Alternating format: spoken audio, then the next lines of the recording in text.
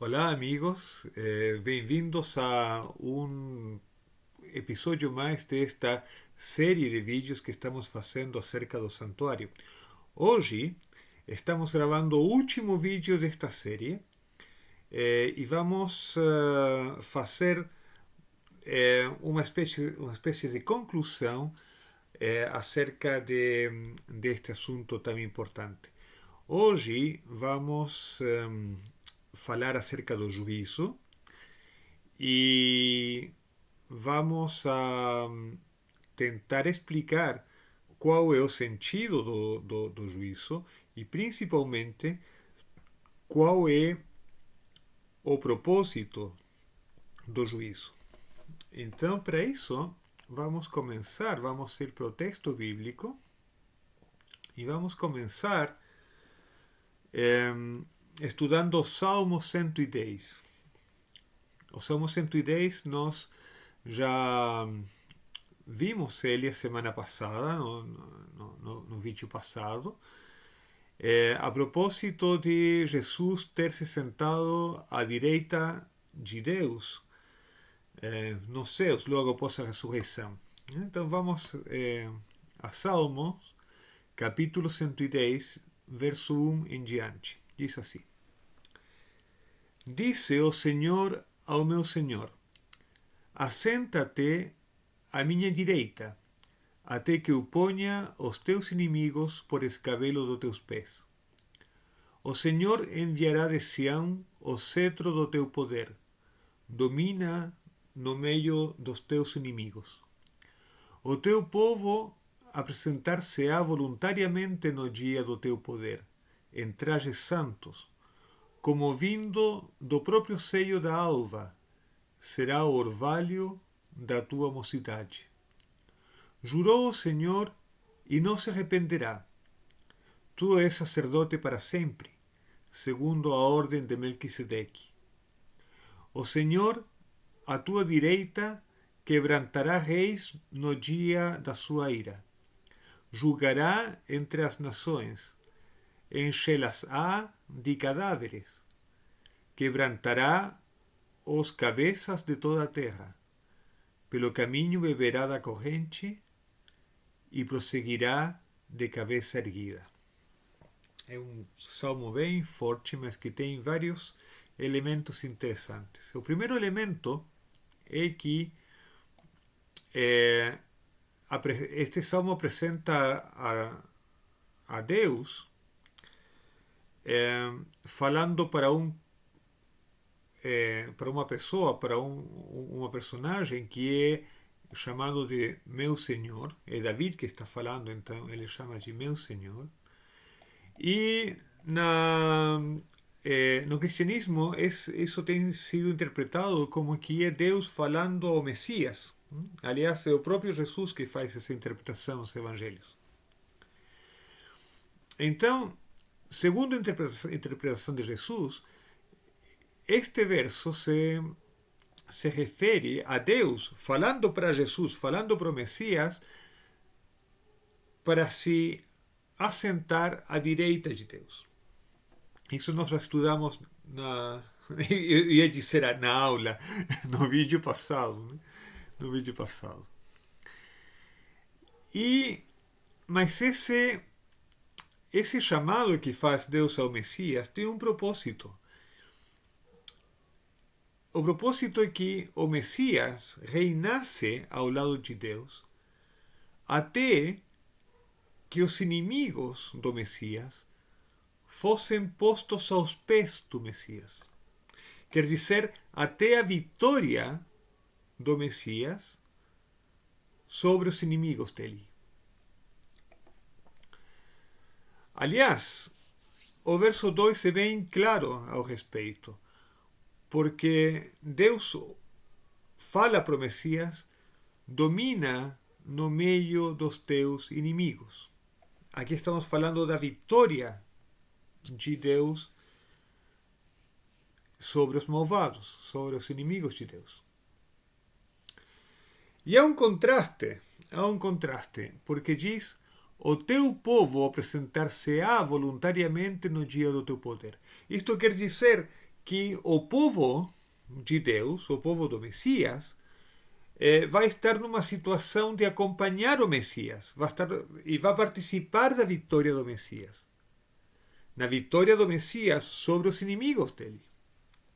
Então vemos aqui um contraste entre os inimigos de Deus, que são derrotados, e o povo de Deus que é vitorioso, de alguma forma, vitorioso no Messias, por causa do Messias. E este dominar sobre os inimigos, esta vitória sobre os inimigos de Deus,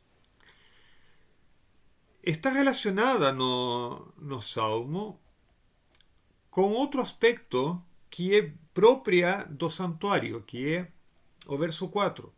Jurou o Senhor e não se arrependerá. E aqui fala para o Messias, né? Tu és sacerdote para sempre, segundo a ordem de Melquisedeque. Quer dizer,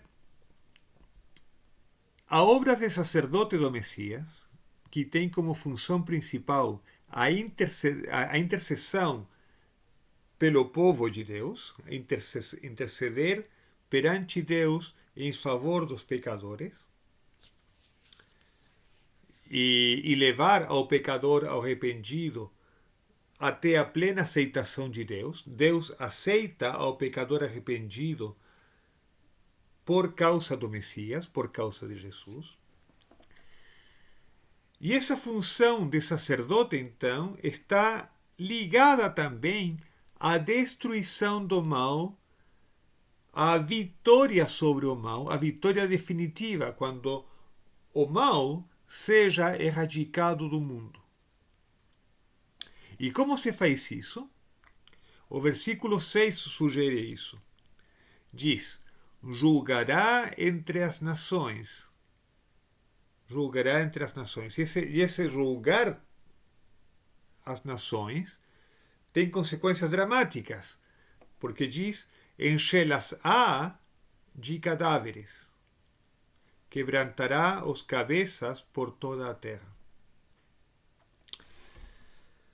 Então, esta é uma situação dramática, e quando nós falamos do juízo, então, nós começamos a tremer. A tremer porque nos imaginamos perante o tribunal de Deus, e quem pode se sentir confiante perante o tribunal de Deus, perante o tribunal que pode escudrinhar o visível e o invisível, não somente nossas ações, mas também os nossos pensamentos? Como poderíamos ter segurança nisso? Mas a intenção do Salmo não é essa. A intenção do Salmo é enfatizar que Deus fará justiça. Deus fará justiça. E o que significa fazer justiça neste contexto? Significa que Deus vai castigar os malvados, aqueles que se identificaram com o mal, e vai resgatar seu povo. Vai resgatar aqueles que se aproximaram a Deus e se agarraram de Deus na esperança de que Deus os salve. Um exemplo disso está... Vamos ver vários exemplos disso. Vamos ir no livro do Êxodo.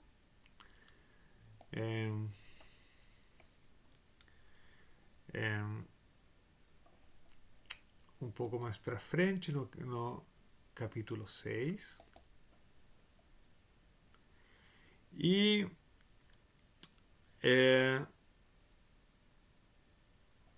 vamos ir até o verso...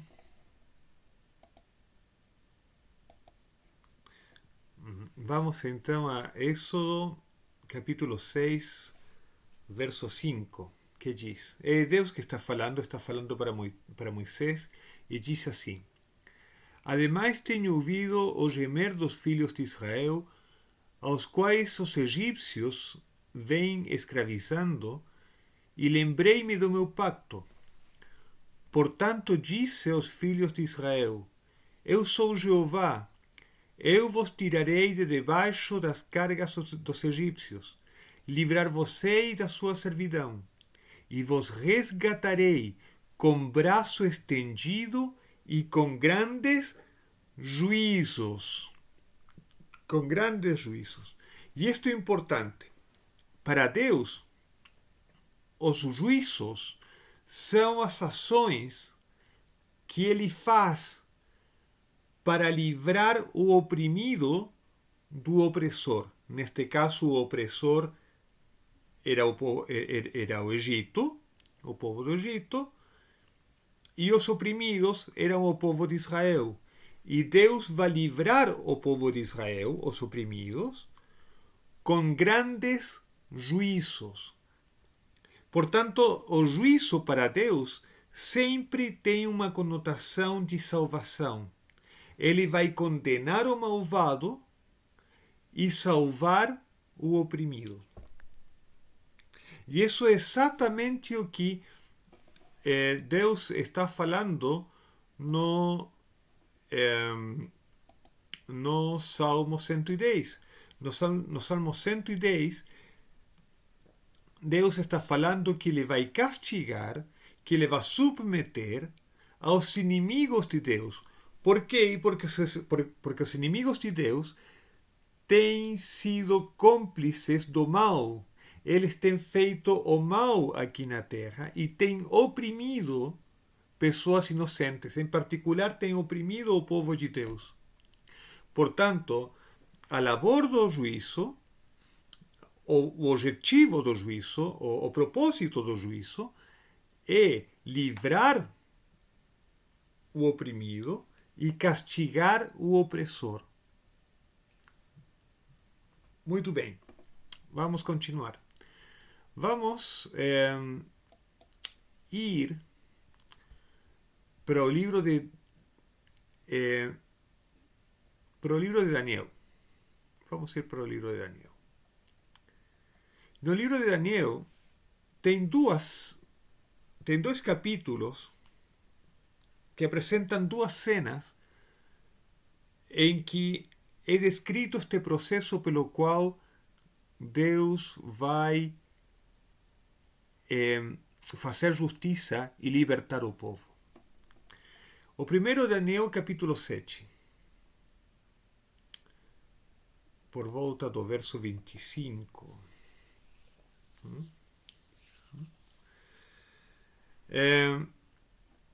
Mas vamos ler do verso 23.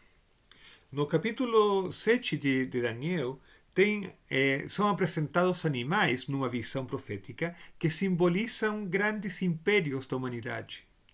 Aliás, os grandes impérios que oprimiram Israel, que oprimiram o povo de Deus. E diz assim o verso 23.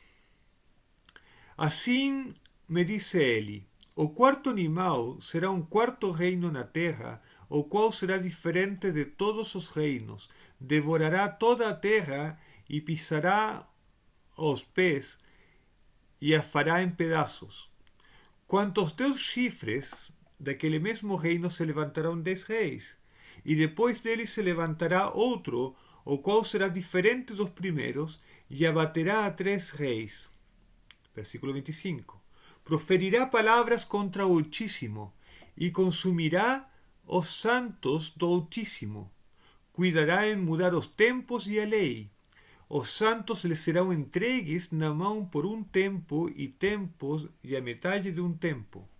Mas o tribunal se assentará em juízo e lhe tirará o domínio para o destruir e para o desfazer até o fim. O reino e o domínio e a grandeza dos reinos debaixo de todo o céu serão dados ao povo dos santos do Altíssimo. O seu reino será um reino eterno, e todos os domínios o servirão e lhe obedecerão. Então aqui, nestes versos, está descrito o juízo que é contra o poder que oprime aos santos do Altíssimo. O verso 25 diz que apareceria um poder um chifre pequeno que consumiria os santos, né? Os perseguiria, os condenaria à morte, os oprimiria.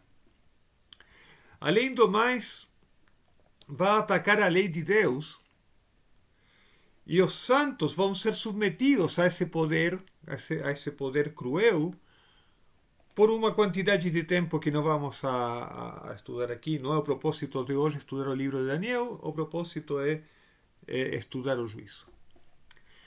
E o verso 26 nos assegura que o juízo, o tribunal, que vai fazer o juízo, é o tribunal de Deus, vai tirar o domínio dos poderes deste mundo, vai tirar o domínio que tem o mal neste mundo, e vai entregar o reino aos santos do Altíssimo. Quer dizer, vai fazer justiça. Aqueles que eram oprimidos agora vão ser exaltados e vão receber o reino e vão entrar no reino de Deus, onde tudo é bondade. Porque Deus está fazendo justiça. Deus condena o mal e resgata ao povo de Deus oprimido. Uma cena parecida é contada no capítulo 8 de Daniel, no verso 13.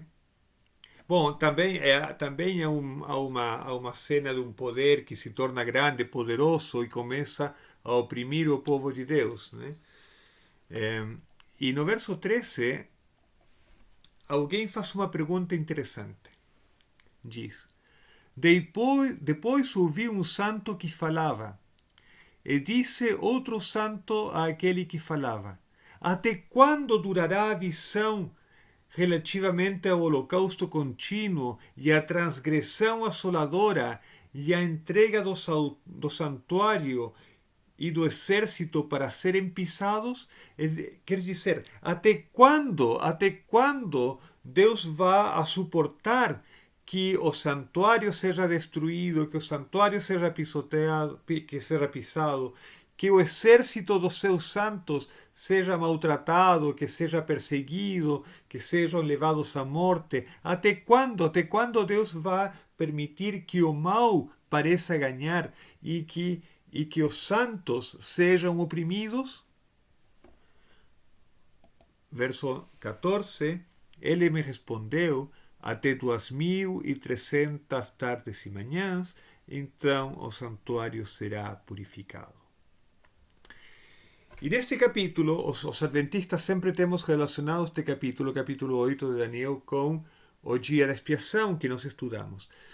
E quando estudamos o dia da expiação, nós enfatizamos que o grande ensino, a grande lição do dia da expiação é que chegará um momento em que o mal será levado longe do povo de Deus. O mal será destruído, será levado a um lugar onde não tem retorno, onde o mal não pode voltar, um lugar onde efetivamente o mal é destruído. E o povo de Deus fica livre do mal e das consequências do mal. Então, este capítulo também nos está ensinando que chega um momento, até 2300 tardes e manhãs, quer dizer, tem um tempo infinito, tem um tempo finito, em que Deus pode suportar que os poderes deste mundo oprimam ao povo de Deus. Mas esse período tem um fim. E desde o fim desse período, Deus começa a realizar as ações que levam finalmente à destruição do mal. Isso é o juízo. Isso é o juízo. Portanto, o juízo não tem que nos dar medo. Ao contrário, devemos ficar contentes, devemos ficar felizes que Deus está agindo para destruir o mal. Vejam o que diz o livro do Apocalipse.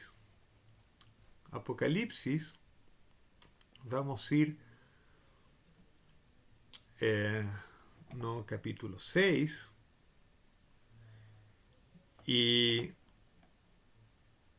vamos começar a ler a partir do verso 9. Estes são versos muito cruéis na verdade, são muito tristes, mas depois vamos ver qual é o desfecho disto. Verso 9. Quando abriu o quinto selo, vi debaixo do altar as almas dos que tinham sido mortos por causa da palavra de Deus e por causa do testemunho que deram. E clamaram com grande voz, dizendo: Até quando, ó soberano, santo e verdadeiro, não julgas e vingas o nosso sangue dos que habitam sobre a terra? Vamos fazer aqui uma explicação breve. O que João viu em visão, isto não é uma coisa real, é uma alegoria. O que João viu foi o altar, provavelmente o altar dos holocaustos do santuário, o altar onde são feitos os sacrifícios. E ele diz que debaixo do altar viu as almas dos que tinham sido mortos pela palavra de Deus. A Bíblia diz que a alma está no sangue. E aos pés do altar, nós também estudamos isso, era derramado o sangue dos sacrifícios. Então, simbolicamente, João está dizendo que os mártires, aqueles que morreram por causa da palavra de Deus, aqueles cristãos, aqueles fiéis a Deus que foram mortos pela sua fidelidade a Deus, são comparados ao sacrifício que era feito no altar. E é como se o sangue deles tivesse sido derramado aos pés do altar. Então esse sangue dos mártires clama a Deus, simbolicamente falando, né? Alegoricamente falando. E o que eles clamam, eles perguntam: até quando, ó soberano, santo e verdadeiro, não julgas e vingas o nosso sangue dos que habitam sobre a terra? Até quando? Este até quando é o mesmo até quando que nós encontramos no capítulo 8 de Daniel, no verso 13, em que também se perguntava até quando vai durar isto da visão de que o chifre pequeno faz estragos ao povo de Deus, que persegue, que maltrata, que oprime. Aqui também, até quando, Senhor, vas a suportar e não julgas e não vingas o nosso sangue? No mesmo livro do Apocalipse, no capítulo 19,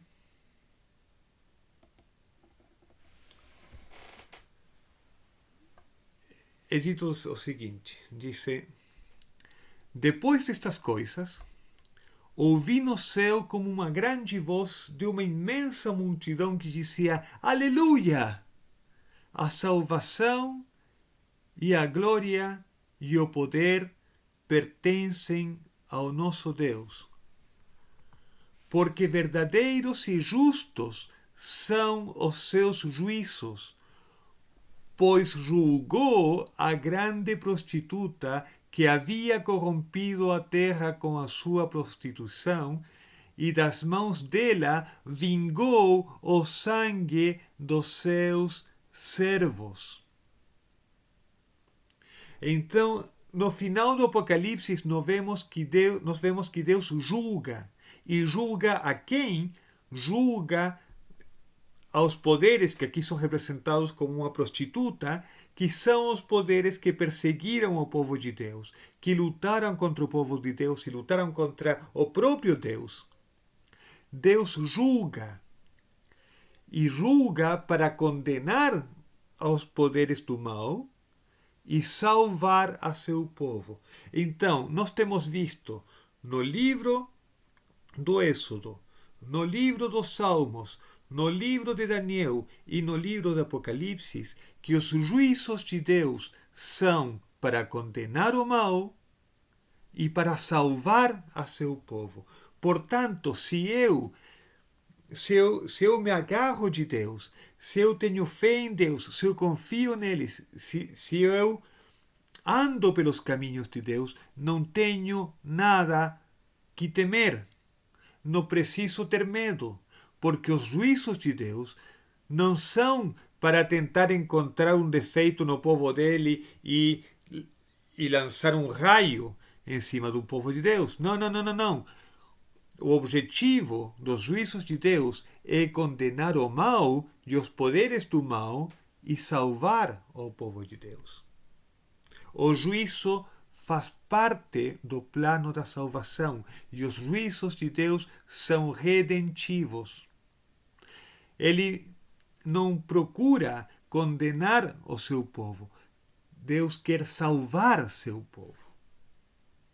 E para terminar esta reflexão, eu gostaria de ler uns versos que estão num capítulo, um dos capítulos que eu mais gosto na Bíblia, que é o capítulo 4 de Deuteronômio. E especificamente vou ler o verso 3. Curiosamente, este verso está num trecho da Torá, que é o trecho que vai ser lido em todas as sinagogas do mundo este sábado. A Parashá Vaet Hanan. E o verso 3 diz: é Moisés que está falando ao povo. Os vossos olhos viram o que o Senhor fez por causa de Baal Peor. E eu vou explicar o que aconteceu em Baal Peor. Em Baal Peor, o povo de Deus estava acampando, era um grande acampamento, justamente antes de entrar na Terra Prometida. E o rei de Moab quis amaldiçoar o povo. Então contratou a Balaam, um profeta das nações, para que amaldiçoasse o povo de Israel. E Balaam tentou, mas não conseguiu, porque ele percebeu que Deus estava protegendo o povo. Então Balaam deu um conselho para o rei Balac, o rei de Moab. Falou: olha, se você quer derrotar o povo, se você quer destruir o povo de Israel, você tem que enviar o exército mais poderoso do mundo, as meninas de mini saia. Por quê? Porque o Deus de Israel odeia a promiscuidade, odeia a prostituição, odeia a fornicação, odeia a transgressão sexual. E Balac fez isso, enviou as meninas mais bonitas do país, de mini saia e todas arrumadinhas, para levar os homens de Israel ao adultério, à fornicação e a cometer idolatria. E isso causou que muita gente morresse no povo de Israel, porque Deus enviou uma praga por causa disso. Então, aqui Moisés está lembrando disso, está relembrando disso, está fazendo o povo relembrar desse episódio e diz: os vossos olhos viram o que o Senhor fez por causa de Baal Peor. Pois a todo homem que seguiu a Baal Peor, quer dizer, todo homem que seguiu a idolatria e que se entregou ao mal, o Senhor vosso Deus consumiu do meio de vós. Mas vós, que vos apegastes ao Senhor vosso Deus, todos estáis hoje vivos. Então, o que é que Deus vai destruir? Vai destruir o mal e aqueles que se entregam ao mal. Mas aqueles que se apegam a Deus, aqueles que abraçam a Deus e não soltam Deus, aqueles que suplicam a Deus, aqueles que confiam em Deus, aqueles que seguem no caminho de Deus, todos estáis hoje vivos. Todos, não falta nenhum. Não há ninguém que confie em Deus e vá a ser perdido. Ninguém. Portanto, o juízo de Deus tem a função de destruir o mal e os poderes do mal e resgatar ao povo de Deus, o povo que se apega a Deus e não solta a Deus. Ok?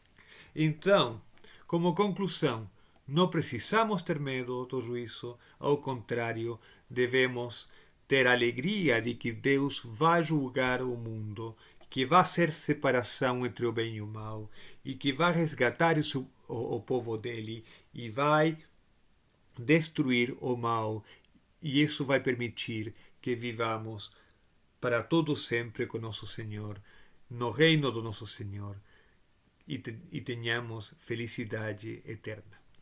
Que essa seja a nossa experiência e que Deus nos abençoe a todos. Tchau.